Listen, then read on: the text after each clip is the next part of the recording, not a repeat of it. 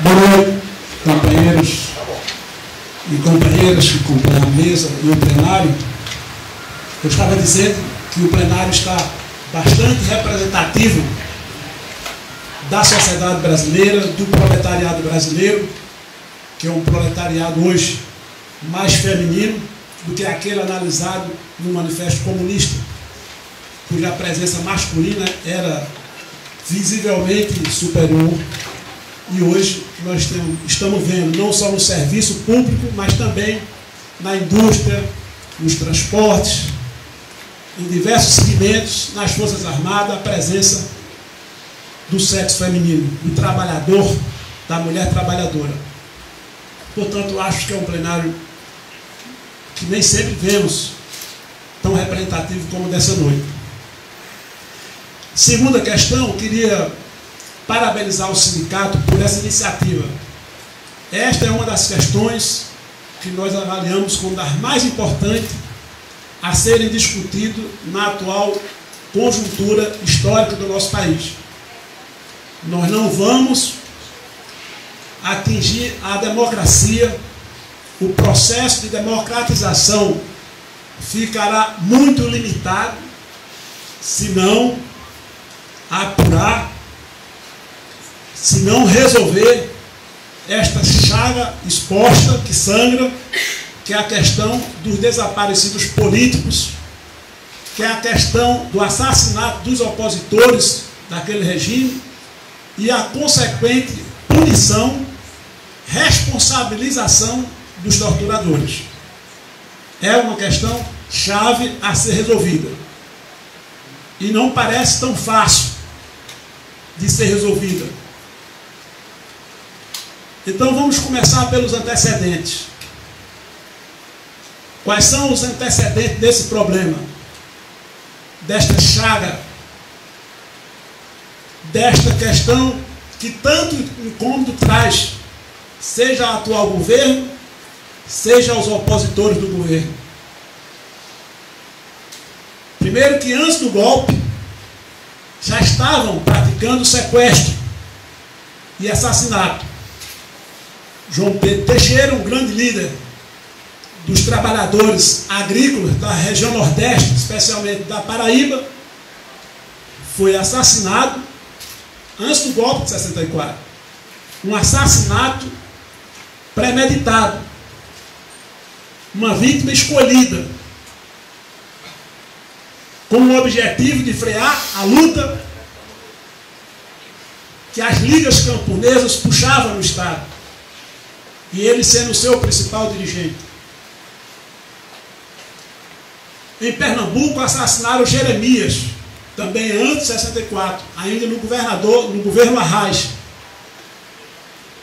Estou falando só da região Nordeste. Se nós não conhecermos profundamente os antecedentes da organização criminosa montada pela elite econômica, pelos grupos monopolistas da economia do nosso país de antes, durante e depois do golpe, nós não vamos compreender a profundidade dessa questão. O golpe de 64 ocorre exatamente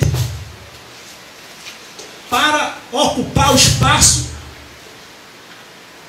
físico, geográfico e econômico do Brasil em favor dos grandes monopólios econômicos, principalmente dos Estados Unidos. E o governo Jango era um obstáculo. Há várias provas desse obstáculo, mas uma mais evidente é uma carta que ele recebe do presidente Kennedy em 61, pedindo apoio para derrubar o governo cubano, para uma intervenção em Cuba. E o Jango teve a coragem de responder a carta, portanto, um documento, recusando-se a colaborar nessa empreitada, por dizer que o governo brasileiro defende o direito à autodeterminação dos povos, que cada povo tem o direito de escolher que forma de governo deve ter. prova desse obstáculo foi a lei aprovada, conhecida como a lei contra a remessa de lucro. Isto é, a lei não é nem contra, da remessa de lucro, que limitava a remessa dos lucros para a sede dos monopólios, se não me engano, em 30%, ficando 70% liberando. Essas duas questões já eram suficientes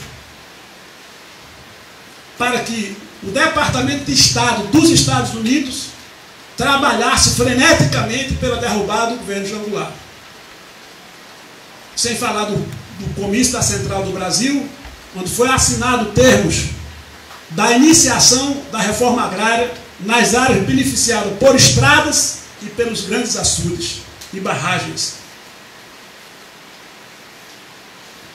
Já na eleição anterior do Congresso, que estava vigindo em 64, esse Departamento de Estado dos Estados Unidos, coordenado pelos monopólios imperialistas, financiaram inúmeras campanhas no Brasil, especialmente nos estados onde a efervescência política era maior, como foi o caso de Pernambuco. Então o IBAD tinha uma sede em Pernambuco para atender aquela região.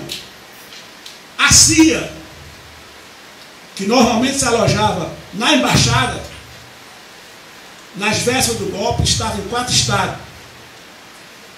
Além de Brasília, estava em Rio Grande do Sul, por causa de Brizola, em São Paulo, pelo grande aglomerado humano que era São Paulo, que é São Paulo, e em Pernambuco, por conta das ligas camponesas, por conta do histórico da Revolução Cubana, da semelhança da produção da cana, do enorme proletariado agroindustrial, e isso fazia com que a CIA em Pernambuco, a CIA lá, decidisse abrir uma sucursal dela dentro do consulado de Pernambuco. Um consulado que em média trabalhava 10, 15, 20 pessoas, tinha cerca de 100 pessoas trabalhando freneticamente para organizar a contra-revolução, para comprar mandatos, intervir na escolha dos candidatos que poderiam fazer a diferença para eles no Congresso Nacional. De modo que os antecedentes são muitos e são graves para chegar ao estado de coisa que nós chegamos.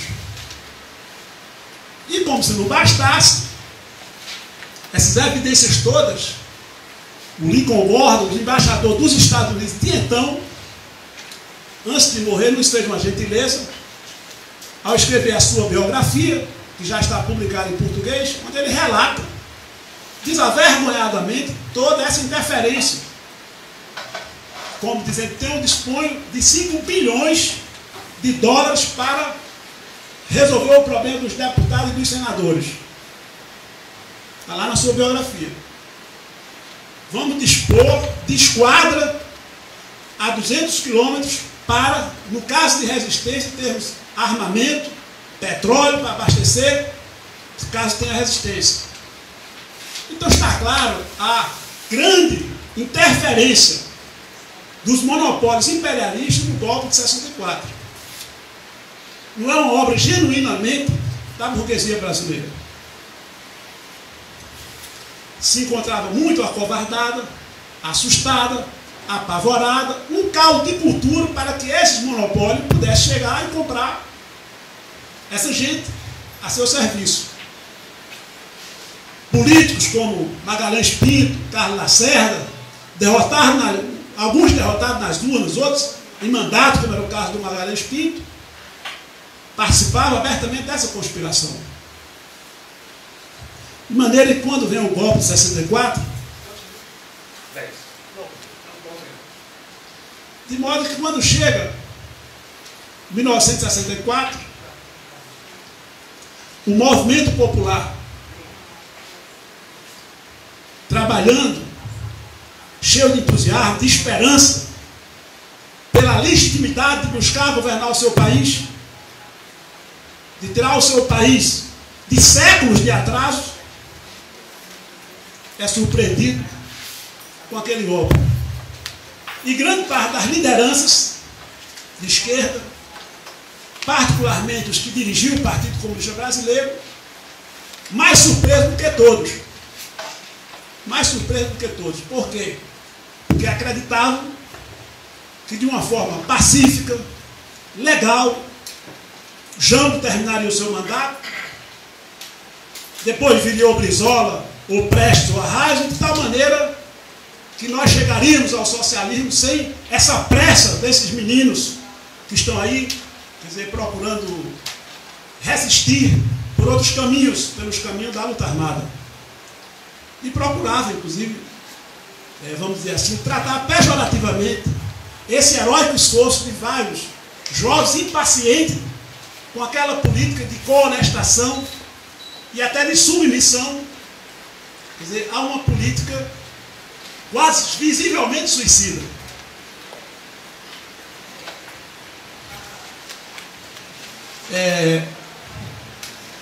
De maneira que vem o golpe de 64, se instala no país de uma forma, e eu acho importante dizer isso, companheiro, porque hoje, quando nós vemos discursos tratando da questão do desaparecido, dos torturados, boa parte das pessoas que estão na comissão, da Comissão da Verdade, considera que o que tem que se apurar é apenas os crimes de sequestro, de tortura e de desaparecimento dos cadáveres.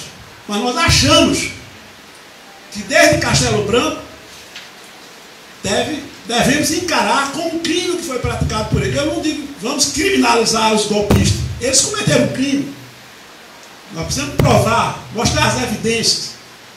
Se eles quisessem disputar o mandato para presidente, ter o controle da economia, que disputasse um candidato e disputasse as eleições. Esse é que é o jogo da democracia burguesa. Não estão inventando nada.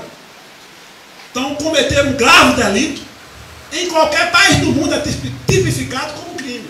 Hoje mesmo, se um grupo de trabalhadores aqui arregimentarmos e for derrubar o governo, é considerado um crime. Como é que eles não podem ser? Como é que vamos chamá-los de autoridade?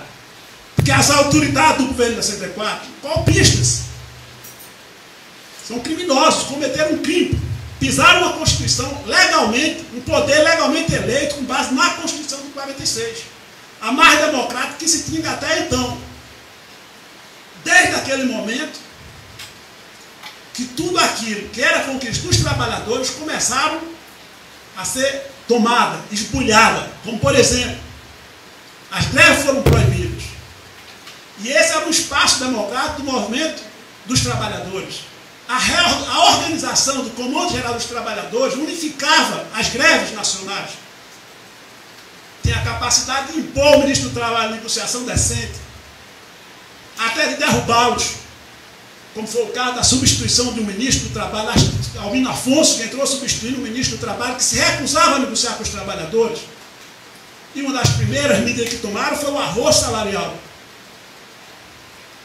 Tremendo arroz salarial e proibição das greves foram considerados crime.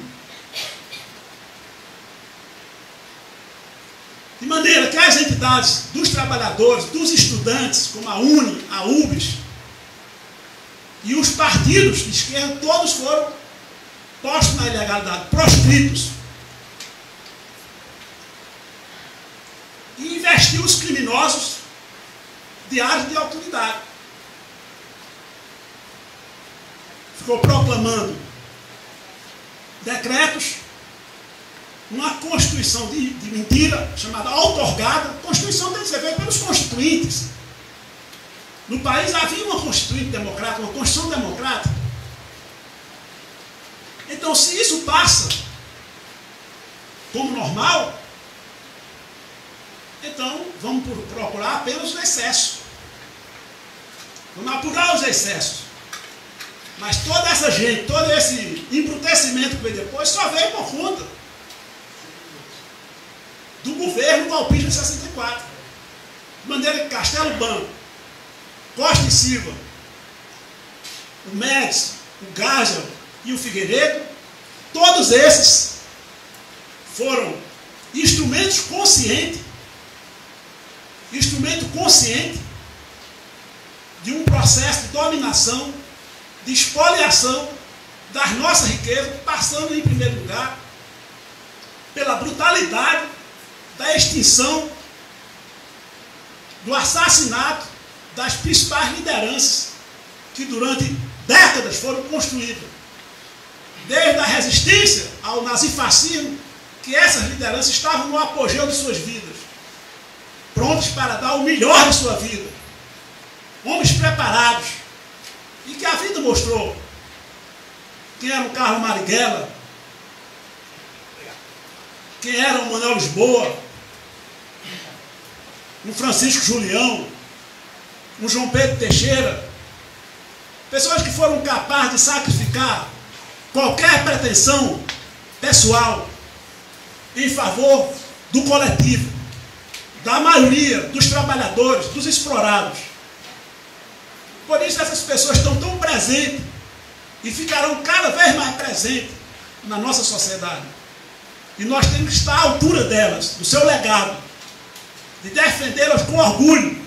Nós continuamos a sua obra, as suas bandeiras. Nós não queremos apenas indenizações materiais, minúsculas, ridículas. Nós queremos hastear as bandeiras, as reivindicações da luta que eles travavam antes do golpe de 64 e depois que deram o golpe de 64, contra a ditadura e, portanto, pelo socialismo, pela construção de uma nova sociedade, pela estruturação de uma nova sociedade, onde as relações entre os homens fossem de colaboração, de solidariedade, fosse de soberania do seu país em relação aos outros países, de solidariedade aos trabalhadores do mundo. Essa que eram as bandeiras, que são as nossas bandeiras, devem ser as nossas bandeiras. Então se elegeu uma comissão, na verdade, muito tímida e muito distante desse legado. Se quer ouvir os torturadores, chegaram a fazê-lo.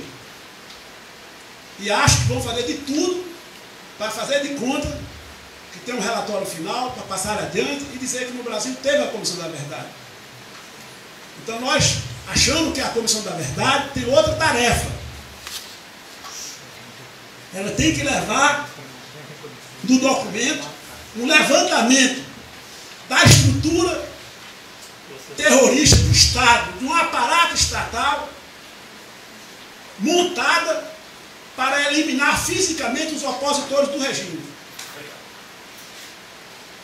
Os antecedentes que foi montado a partir dos interesses monopolistas do grande capital para se instalar no país. Tirar o obstáculo do caminho e instalar no país uma economia voltada para atender aos seus interesses. E, ao mesmo tempo, que impedisse o desenvolvimento da mobilização e da consciência da classe trabalhadora. Esta comissão não vai cumprir esse papel. Por isso que eu estimulo os companheiros a criar a Comissão da Verdade, Comitê da Verdade. Nós criamos em Pernambuco há 1 ano e meio. É um comitê da sociedade civil, participa sindicatos, advogados, tem um promotor de justiça que nem é aposentado, está na ativa, participa do comitê. Não temos prazo para terminar o nosso trabalho, não temos salário, todos são voluntários. E nosso papel é provocar o governo do Estado, o governo municipal, a criar a estrutura que possa cumprir esse papel. E se não cumprir, recebe a nossa crítica. Se cumprir, recebe o nosso apoio. Já se criou a comissão estadual, começou a ouvir alguns dos torturadores, um dos responsáveis pelo assassinato do padre Henrique, do atentado a Cândido Pinto, que era diretor da UEP, da União dos Estudantes de Pernambuco. Obviamente que negam as acusações, os indícios de que eles foram torturadores, foram responsáveis pelo assassinato de um e por torná-lo outro paraplégico. E tem outros na mina que nós estamos instigando, provocando, porque não houve aquele. Tem vários que estão vivos. E é preciso alcançá-lo o mais rapidamente possível para pegar as provas do crime antes que eles morram. Não tem nenhum problema que com 80, com 90 anos seja tornado público como criminoso. Porque tem alguns, não é possível, como é que pode um velhinho ir para a cadeia? Pô, na Argentina tem 2 presidentes da República com mais de 80 anos na cadeia. No Chile, o ex-presidente ditador foi preso preso antes de morrer. A comissão, mas nós não temos uma conjuntura revolucionária, o governo foi eleito uma conjuntura revolucionária. Claro, sabemos disso. Nem o da Argentina tampouco, nem o do Chile tampouco. Mas tiveram a vontade política, a decisão. O presidente da Comissão da Verdade no Chile era um escritor, Ernesto Sada, que morreu há pouco tempo atrás, que havia sido perseguido, exilado, e foi presidir a comissão. Aqui tiraram como critério botar pessoas que não fossem ativos. Pode até ter sido um ex-preso, mas pessoas que hoje não consideram que aquilo fez parte de alguns arroubos de juventude. Então fizeram de tudo para afastar as pessoas mais comprometidas com a luta social, que têm mais interesse, que foram os mais prejudicados, cujos movimentos e os familiares foram os mais prejudicados e que têm, portanto, mais interesse em apurar a verdade. Então nós achamos que todo esse trabalho de ouvir, juntar documentos, depoimentos, é de suma importância. Nenhum povo vai à frente na sua luta libertária se não reunir a sua força e a força dos seus ancestrais. Juntar todos, pedacinho por pedacinho, memória aqui, memória acolá, a força que tem esse depoimento. Os ossos desses homens, quando nós encontramos e trazemos à luz, fazemos um ato público, reverenciamos o papel histórico que esses homens cumpriram. Tem uma força enorme, agiganta a força dos trabalhadores, impõe um espírito de derrota aos torturadores, de humilhação. Nós não podemos deixar de perceber esses novos elementos da conjuntura, conquistada a duro esforço. Não tem nada de graça, nenhuma doação, nenhuma dádiva das classes dominantes. Há umas teses por aí que são arrumadas, as classes dominantes, dou para cá, dou para lá. Não é assim. As coisas não se passam assim. Eu me lembro que chegava no aeroporto, numa rodoviária, e estava lá o retrato de meus companheiros. Procura-se terrorista. Tenha cuidado, cuidado com sua família. Pois bem, aparece vários lugares, nós sendo chamados para homenagens, reconhecimento, e eles estão procurando. Procura-se torturadores. Ainda não é para prender, mas pelo menos para esculachar, para fazer um esculacho, rebatizar as instituições que tiver o nome de um torturador, de um Castelo Branco, de um Costa Silva, tudo isso tem que ser rebatizado. Se a comissão municipal, se a Câmara de Vereadores não quiser fazê-lo, vai o povo e faz.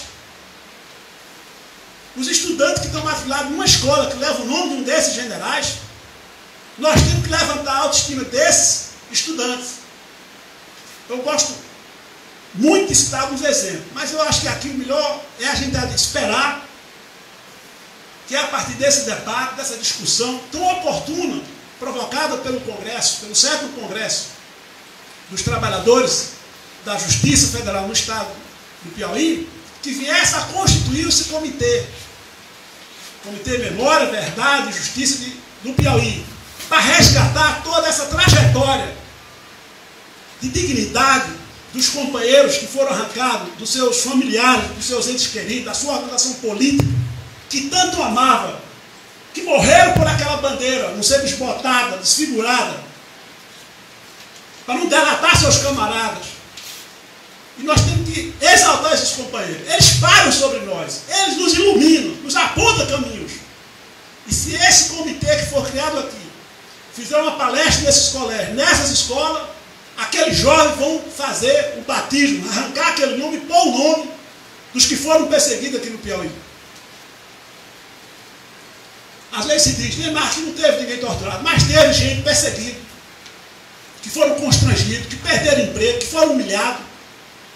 Qualquer sargento do exército, qualquer oficialzinho do exército já achava no direito de abocanhar os melhores empregos que tinha em cada estado. Até Denox, era ocupado por generais. E muito mais quando tinha empresas estatais mistas. Não teve um cargo desse que não fosse ocupado por esses generais ou alguém da confiança dele. Petrônio Portela fumava ou não? Vocês sabem quem é que faz a história do Petrônio Portela? Fumava ou não? Dizem que fumava. Governador eleito, foi no Estado-Maior, já vinha conspirando, não podia ver um general que ia cumprimentá-lo. O general pergunta: o senhor fuma sempre? Ele disse: não, mas se o senhor quiser eu passo a fumar agora. Essa era a altivez do governo do Piauí. Portanto, muita gente foi humilhada, constrangido. Um comitê da verdade, em boa hora, vai elevar a autoestima dessas pessoas e frear essas condutas autoritárias que está aí. Está aí, não foram extintas. Ao contrário, como não foram punidas, como elas ficaram impunes, estimulando uma estrutura que já era autoritária, patriarcal, colonial, chamada de Estado moderno, mas na verdade só falta perguntar: sabe quem está falando? Qualquer cargo que se tenha. Esquece que essas pessoas são pagas com os tributos que paga o povo. E tem que estar a serviço do povo. Pagou a vida inteira, tem direito ao INSS, tem direito à saúde, está na Constituição. Quer dever do Estado, quer direito dele, chega lá, é muito mal atendido. Claro que aquele funcionário também é mal pago. Mas é quem está na ponta da linha quem mais sofre. E é exatamente quem paga. A maior parte dos tributos é esse trabalhador. Portanto, companheiros e companheiras, é uma grande tarefa, é uma grande bandeira resgatar a história dos revolucionários, dos rebeldes, desde os rebeldes indígenas que se recusaram a ser escravos, desde aqueles que lutaram pela República, e a juventude dos estantes lutavam tanto que quando juntavam 2, 3 para alugar uma casa numa capital, era chamada de República, para mostrar a indignação da juventude contra o governo imperial e autocrático. Resgatar esse sentimento da nossa juventude. Os cubanos que fizeram a sua revolução a duras penas sabem mais do que ninguém valorizar, cultivar os que caíram em combate. Não tem uma quadra que não passe que você não veja uma estatuetazinha de José Martí. É impressionante. Você vai no interior, numa capital, numa província, cidade maior, está lá a estatueta de José Martí, que os caras fazem, as pessoas fazem, não é o governo. E põe na frente do parapeito da calçada. A foto do Che, a foto do Camilo, ou a do Fidel. Não é o Fidel que orienta, mas tem lá aquelas fotos já comidas pelo tempo, pela poeira, está lá. Dos rebeldes de Serra Maestra. E eu que subi aquela serra, e uma das vezes que demorei mais tempo por lá, um local que hoje tem um corrimão, tem um apoio aqui, outro lá, uma pedra. E os 3, 4 companheiros vinham comigo, suando, cansado. Nem chegamos até o ponto Turquinho, 1.700 metros acima do nível do mar, e já estava com a língua de fora. Aí paramos um pouco. Eu disse: e aí, o que está achando? Esse rapaz, não dá para chegar até lá em cima, não. Eu digo: agora tu imagina, com 20 quilos de munição e um fuzil nas costas, e a polícia atrás. Aí muita gente não quer compreender porque o povo cubano ama aqueles guerrilheiros, aquele governo que foi instalado. Porque eles sabiam o que sofriam, seus pais sabem o que eles sofriam. Em trabalhar para enriquecer os usineiros de Cuba e os ricos dos Estados Unidos. Então nós precisamos valorizar toda uma pleia de herói. É uma mentira dizer que nosso povo é um povo obediente, servil, que não sabe brigar pelos seus direitos. Uma trajetória enorme que nós temos de ponta a ponta desse país, de resistência dos trabalhadores. E essa mais última batalha, essa última batalha, que foi o golpe de 64 e a sagrada resistência, a resistência por todos os terrenos, legal, pacífica, pela igreja e pelas armas. Foi esse conjunto que chamou a atenção do mundo inteiro, da opinião pública internacional, e levar ao desfecho que chegou. Só que o domínio militar foi absoluto, e eles tiveram tempo, mais do que as outras ditaduras, uma estratégia para desmontar, apagando as provas dos crimes. Por isso está tão difícil de pegar as provas. Porque do Gás, que há 4 anos, 5 anos, né? 5 anos, era 5 anos, até o Figueiredo se vão quase 10 anos, apagando as marcas do crime, as pegadas. Com medo de um julgamento na frente. Está difícil de encontrar a documentação, mas nós temos muita. Temos que ouvir o povo. Essa fonte documental é importante, mas essa fonte oral da história é muito importante. Tem que ouvir os mais velhos. Vez por outra, saindo na zona canavieira de Pernambuco, encontrando um homem de 80 anos, ele diz, olha, companheiros meus que trabalhavam comigo aí na usina, outros que trabalhavam na palha da cana, foram sumidos no dia do golpe, levados para dentro da usina, as usinas foram transformadas em quartéis e em delegacias. Os feitores dos usineiros foram transformados em agentes do Estado. E decidiu quem ficava vivo e quem ficava morto. Chegava na casa da família e dizia, olha, se você fizer qualquer denúncia, eu venho aqui e pego o resto da família. E aquele homem, já com o prejuízo de um ente querido da família, se calava. E isso não está documentado em nenhuma delegacia. Como é que vai indenizar esse homem, essa família? Com esses critérios burocráticos que estão criados em Brasília. Então tudo está muito injusto.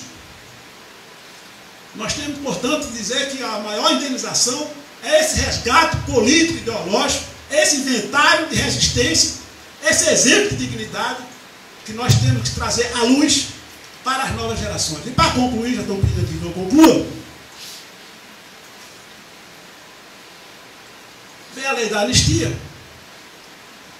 Não foi a ampla, não foi a geral, que nós queríamos, que pleiteamos por ela, fora e dentro do cárcere. A resistência foi grande, porque o combatente tem que, dentro da prisão, se comportar como um lutador. Ele não tem o direito de abrir a boca para delatar companheiro nenhum. Eu me orgulho daqueles 3 dias de tortura que passou, de sessões de tortura, para no final, depois que a greve estourou, sentir que não tinha uma informação dada, nem sobre mim, apesar das evidências que eles tinham, nem sobre meus companheiros. Eu militava na frente estudantil, tinha um trabalho, era um profissional de carteira assinada, como assessor de Noel Dercano, na CNBB Nordeste 2, que compreende 4 estados. Tinha um trabalho junto ao MDB Jovem, e era membro daquela comissão que estava reorganizando a UNE, o N, o primeiro N, Encontro Nacional do Estudante, em Niterói, em 76, lá participamos. Foi o único desses encontros que não caiu. O segundo caiu, o terceiro caiu, que foi aquele na PUC, quando o Erasmo Dias jogou bombas e 3 companheiros tiveram que arrancar tecido do glúteo para refazer a pele, que foi destruída pelas bombas. Até que no 4º N se liberou pela convocação do Congresso em Salvador. Não pude ir porque estava preso, mas lá mandamos a carta. Lá foi lida pela anistia ampla, geral e restrita. Lá estava o Pedro Laurentino, que era presidente do DCE da Rural na época, da Federal, da Católica, da FESP, e dos estados e mais estados do Nordeste, tiraram a diretoria provisória do Congresso da ONU debaixo da ditadura, debaixo da vigência do 477, com 10 mil pessoas, e não com 1.000. Portanto, mostrava uma retomada diferente da de Biúna, apostando nas massas. E então, essa lei que saiu não encontrou com a anuência nem dos presos, não teve pacto, não teve acordo, e nem ela anistia torturador. Por que ela não anistia torturador? É limitada, mas por que ela não anistia? Porque é para anistiar quem foi processado, quem foi apenado. E os torturadores, nenhum deles foi processado, nem foi apenado, ao contrário, foram elogiados. Como é que eles podem se beneficiar da anistia? Lei de anistia é para quem foi processado, é para quem cometeu crime político. E eles não... Até então, hoje está claro, pela legislação do mundo inteiro, que é um crime de lesa humanidade, que a tortura, o sequestro, o estupro e o sumiço do cadáver é crime de lesa humanidade e nós temos que cobrar esse crime, ele é imprescritível e eles vão ter que pagar. Muito obrigado.